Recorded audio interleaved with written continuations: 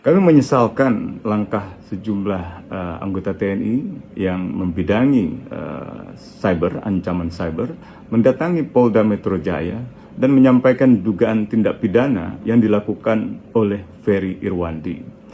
Saya kira itu bukanlah bagian dari tugas pokok dan fungsi TNI di bidang pertahanan.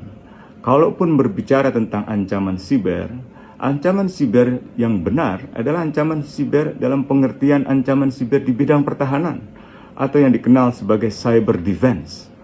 Bukan cyber security threats, melainkan cyber defense threats. Jadi seandainya sistem pertahanan nasional kita terancam dunia cybernya oleh serangan siber dari luar negeri, itulah tugas TNI. Itu pun harus ada keputusan politik negara.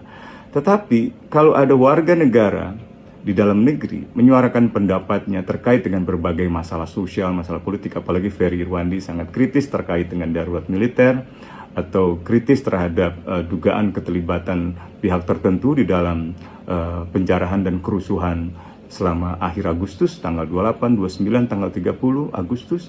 Saya kira itu adalah bagian dari haknya Ferry Irwandi untuk menyatakan pendapatnya sebagai bentuk partisipasinya kepada urusan publik dan sebagai haknya untuk menyampaikan atau mengungkapkan apa yang salah, termasuk untuk mengawasi jalannya pemerintahan atau mengawasi jalannya katakanlah lembaga-lembaga negara gitu. Jadi kami meminta agar Menteri Pertahanan, Panglima TNI mengkoreksi langkah Komandan Satuan Cyber yang mendatangi Polda Metro Jaya dan mengurungkan niat untuk mempersoalkan Ferry Irwandi ke dalam ranah pidana.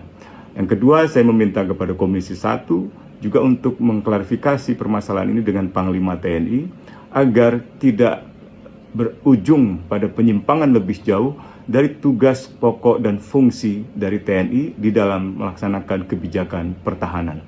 Dan yang ketiga, saya berharap pihak kepolisian, khususnya Polda Metro Jaya, untuk tidak melanjutkan proses pelaporan atau proses penyampaian dugaan tindak pidana dalam kasus Ferry Irwandi. Saya khawatir itu akan menempatkan pihak kepolisian berada di bawah intervensi atau di bawah bayang-bayang militer gitu. Dan tentu saja kita ingin agar dua lembaga ini menjalankan tugasnya, TNI dalam pertahanan luar negeri dan Polri dalam keamanan dalam negeri. TNI untuk urusan pertahanan strategis keluar musuh negara dan polisi ke dalam mengayomi melindungi masyarakat. Download Tribun X sekarang, menghadirkan lokal menjadi Indonesia.